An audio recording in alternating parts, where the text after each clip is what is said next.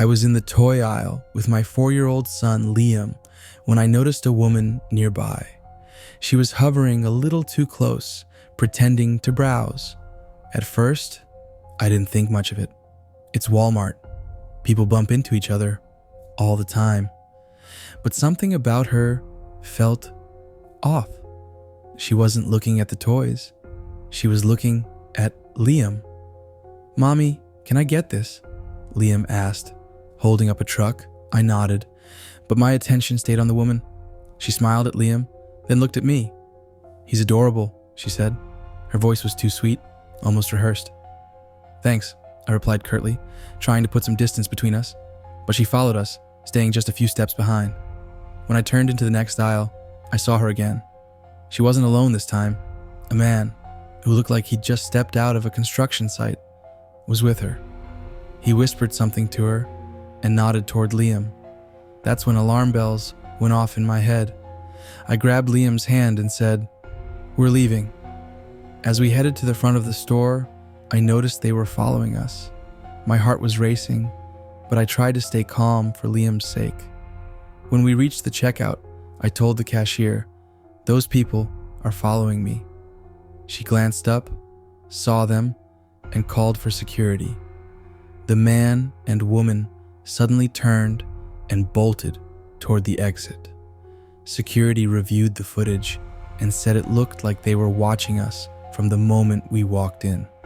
They called the police, but I don't know if they were ever caught. To this day, I shudder to think what would have happened if I'd let Liam out of my sight.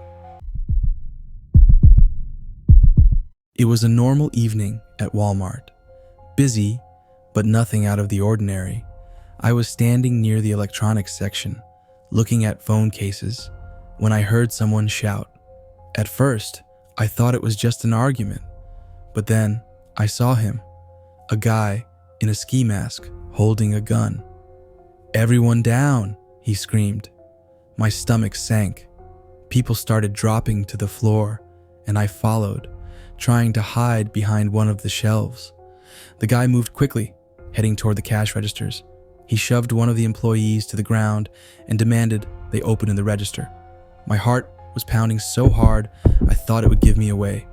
I peeked around the corner just in time to see another man, his accomplice, walking toward the electronics section.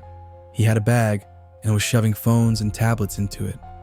He passed so close to me, I could smell his sweat. I stayed completely still, praying they wouldn't notice me. Then I heard a loud bang. My heart nearly stopped.